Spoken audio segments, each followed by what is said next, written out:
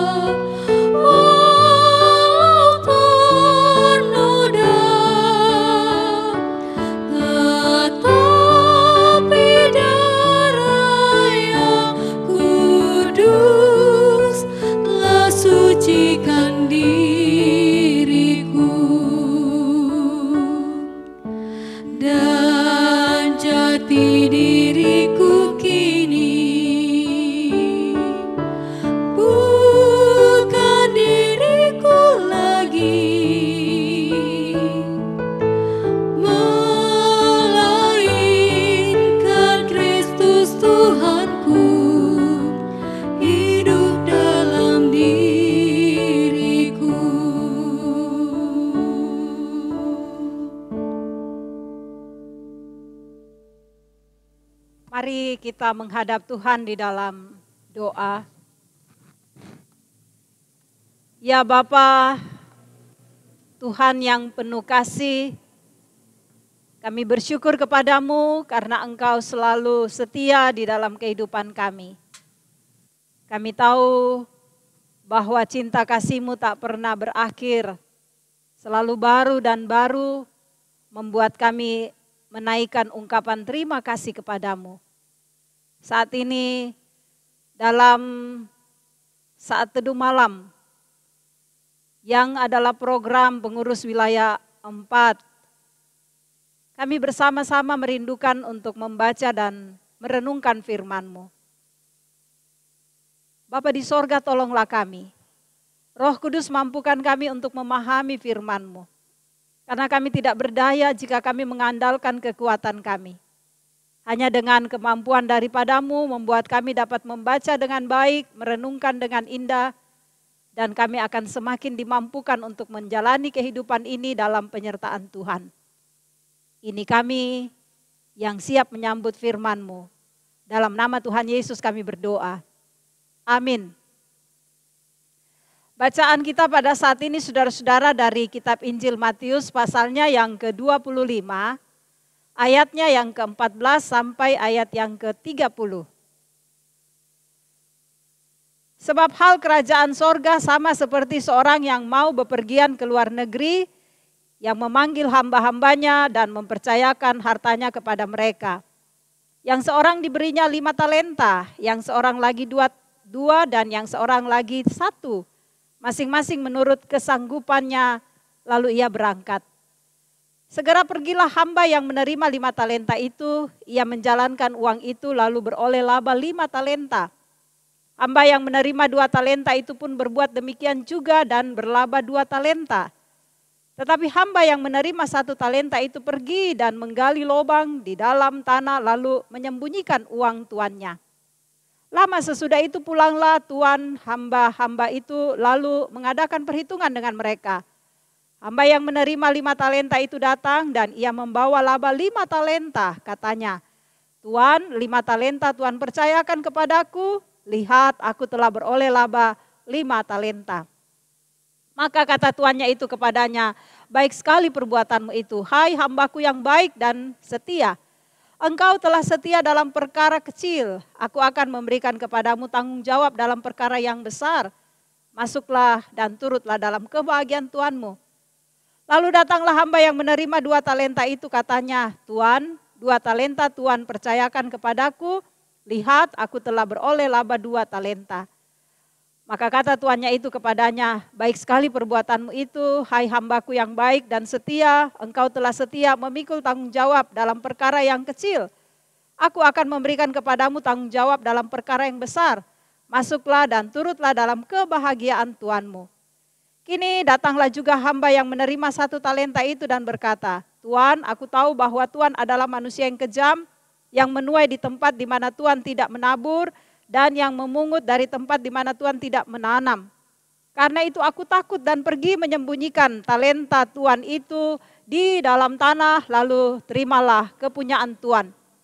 Maka jawab tuannya itu, hai kamu hamba yang jahat dan malas.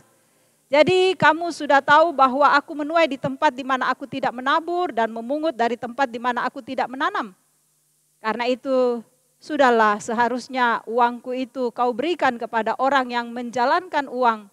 Supaya sekembaliku aku menerimanya serta dengan bunganya. Sebab itu apabila talenta itu daripadanya dan berikanlah kepada orang yang mempunyai 10 talenta itu.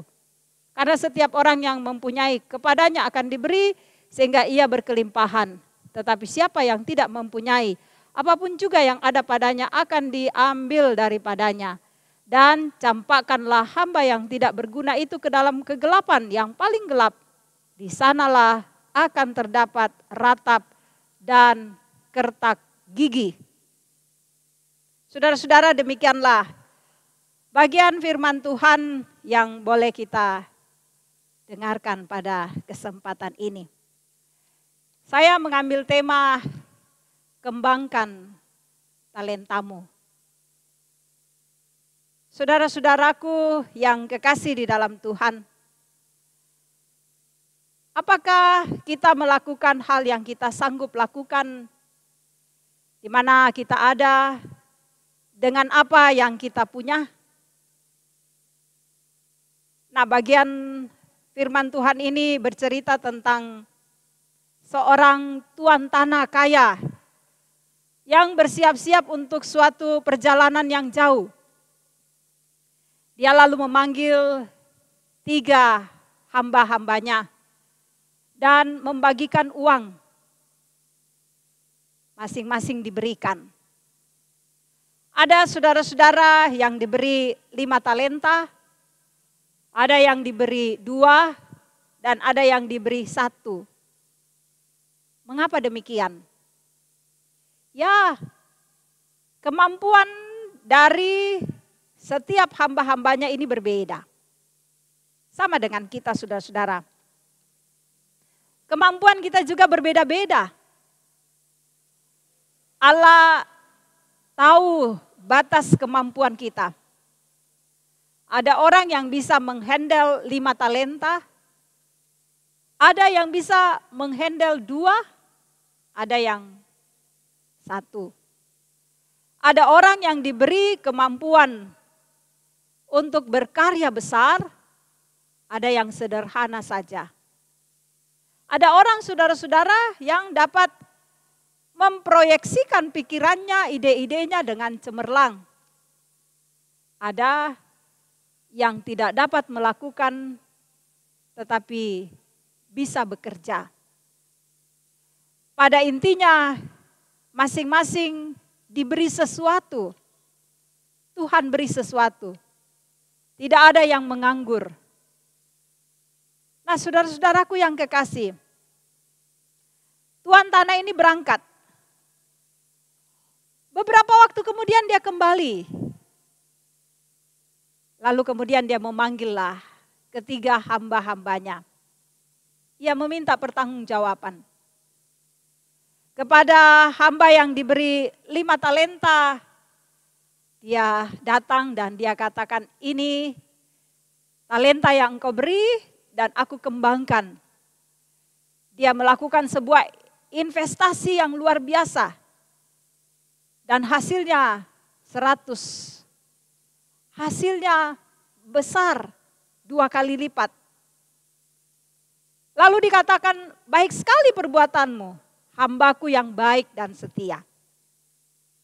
Demikian juga dengan yang diberi 2 talenta.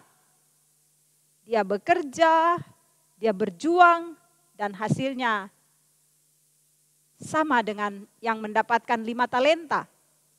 Berkembang. Disebut juga sebagai hamba yang baik dan setia. Lalu datanglah yang memiliki 1 talenta. Apa yang ia katakan? Ini, engkau berikan 1 dan aku kembalikan 1. Saudara-saudara yang kekasih, apa yang terjadi dengannya? Wah,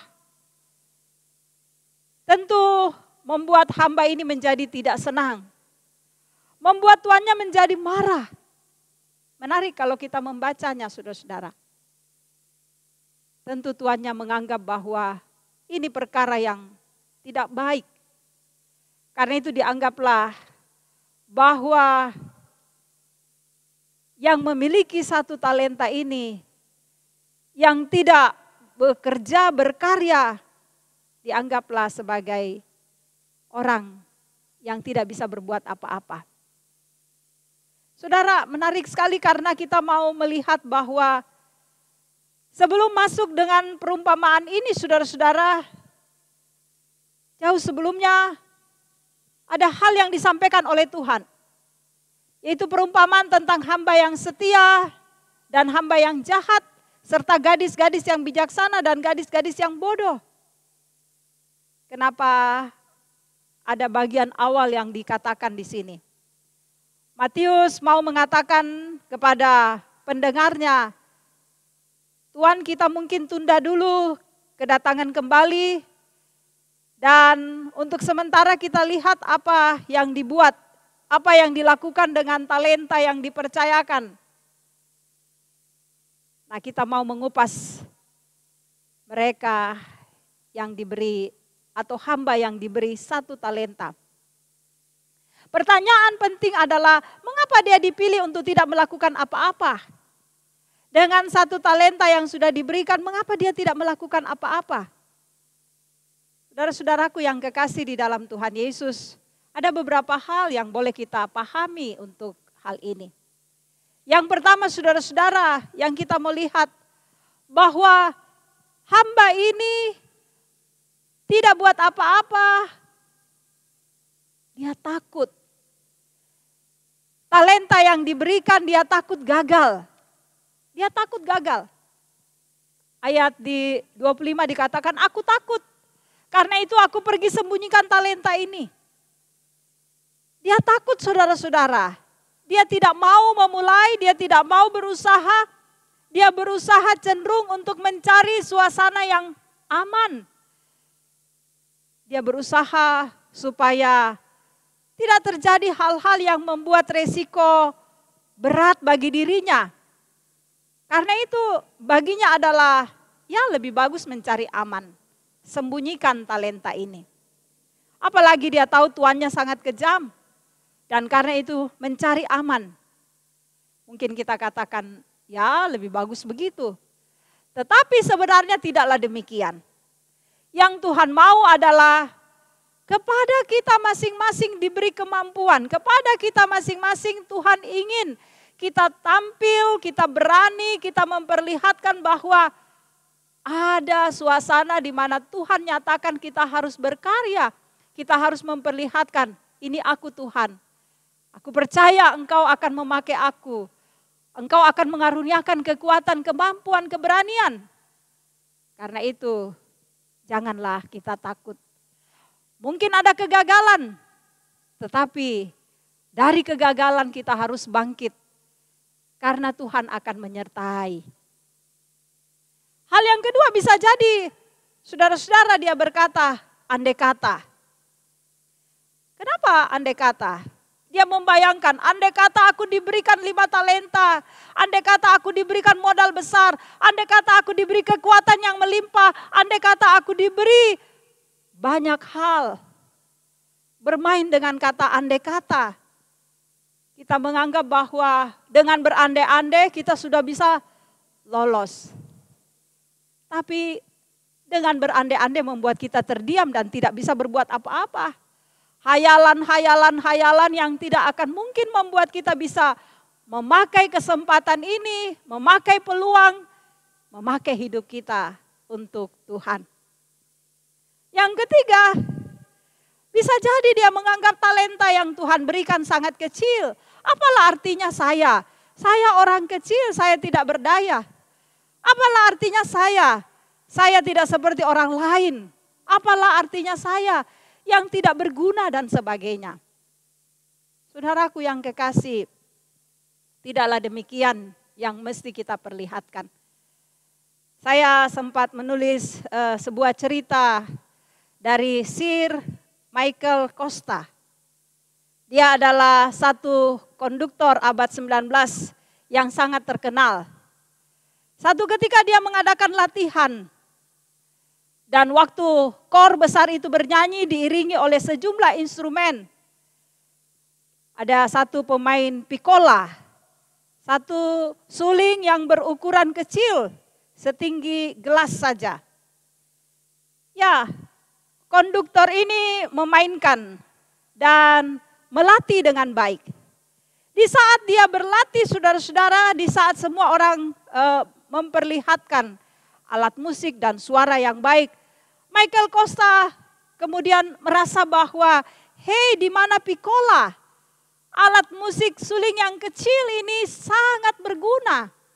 Kenapa tidak kedengaran? Karena itu dia berteriak, mainkan, bunyikan. Sehingga terpadulah sebuah suasana musik yang indah, terpadulah suara yang baik, dan akhirnya muncul sebuah suasana yang nyaman yang bisa dinikmati oleh orang banyak. Hal kecil kadangkala dianggap tidak berguna. Hal kecil dianggap tidak ada manfaatnya. Mungkin Bapak Ibu tahu tentang permainan puzzle. Kalau ada satu bagian dari puzzle itu tidak ditemukan, maka gambar itu tidaklah menjadi indah. Kalau ada satu bagian dari permainan puzzle itu tidak nampak, maka kelihatan sesuatu yang kurang. Jadi, saudara-saudara, yang satu ini ketika kita merasa kita boleh mengembangkannya itu akan menjadi sesuatu yang indah. Nah, di masa pandemik ini, di abad di mana kita sudah berkembang, saudara-saudara, setiap orang, setiap anak-anak Tuhan diberi kemampuan. Kita gunakan segala potensi, segala kemampuan yang ada. Jangan hanya melihat 5, 2, 1 pun berguna. Jangan ada yang tinggal diam, tetapi pakai kesempatan ini. Bukankah Yesus sudah menebus kita? Bukankah kita sudah dimerdekakan oleh kasih Allah yang begitu besar? Dan ada kesempatan bagi kita untuk melakukan yang terbaik. Karena itu jangan sia-siakan kesempatan ini. Kembangkan apapun yang kita miliki. Pakai seluruh keberadaan kita untuk kemuliaan nama Tuhan.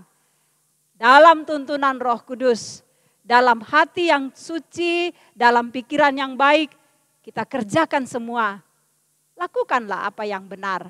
Selanjutnya urusan Tuhan. Dia akan memberkati dan akan membawa kemuliaan baginya. Roh Kudus menuntun kita. Amin.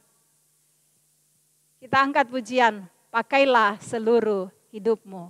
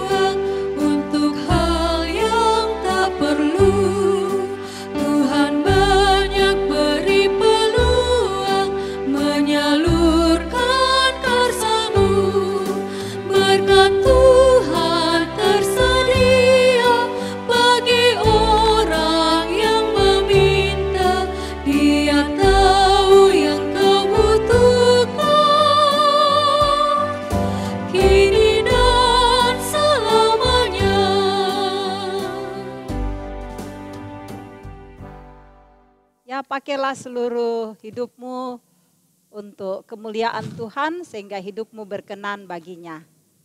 Mari saudara-saudara kita satu di dalam doa. Terima kasih Bapa di sorga untuk kesempatan yang Engkau berikan di mana kami boleh mengikuti Saat Teduh malam. Biarlah rangkaian dari Saat Teduh kami ini berkenan bagi Tuhan. Engkau memberkati kebenaran firman-Mu, biarlah kami semua tetap hidup, tetap berkarya, tetap melakukan yang indah di mata Tuhan, sehingga hidup kami berkenan bagi Tuhan.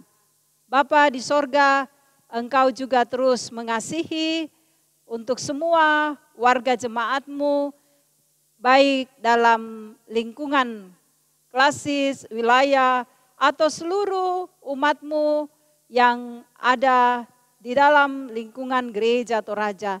Biarlah Bapa, Engkau terus mengasihi, memberkati hidup kami sehingga hidup kami tetap berada dalam suasana tenang, damai, dan sukacita Tuhan hadir mewarnai perjalanan hidup kami. Engkau berkati Bapa di sorga untuk pelayanan yang dikerjakan secara online oleh jemaat-jemaat-Mu, oleh pengurus wilayah. Biarlah semuanya ini menyentuh kehidupan jemaat-Mu dan melalui renungan-renungan yang kami ikuti, kami semakin dikuatkan, bahkan kami menjadi orang-orang yang teguh, iman kami semakin kokoh untuk menyaksikan kasih Kristus dalam hidup kami. Oh Bapa di sorga, Engkau memberkati bangsa dan negara kami, memberkati pemerintah kami, agar terus menciptakan suasana tentram dan damai, bahkan dalam perjuangan melawan penyebaran COVID-19. Biar pemerintah kami teguh dan kokoh, terus menyampaikan edukasi-edukasi yang benar kepada masyarakat. Sehingga kami semua Tuhan dapat memutuskan mata rantai penyebaran COVID-19. Engkau memberkati semua masyarakat Tuhan untuk tetap mengikuti aturan-aturan yang ada. Sehingga kami semua tetap hidup dalam suasana yang tenang, new normal dapat kami terapkan dan kami boleh menjalani hidup ini dengan baik. Bapa, bimbinglah kami di malam ini, biar malam ini kami melewatinya di dalam damai sejahtera Tuhan. Ini doa kami membawanya hanya di dalam nama Yesus Tuhan kami. Amin. Terima kasih Bapak Ibu yang boleh menyaksikan Saat Teduh Malam yang adalah program dari pengurus wilayah. Semoga kebenaran firman Tuhan ini memberikan sukacita bagi kita, menjadi berkat bagi saudara-saudara. Terima kasih, Tuhan memberkati, salam sehat.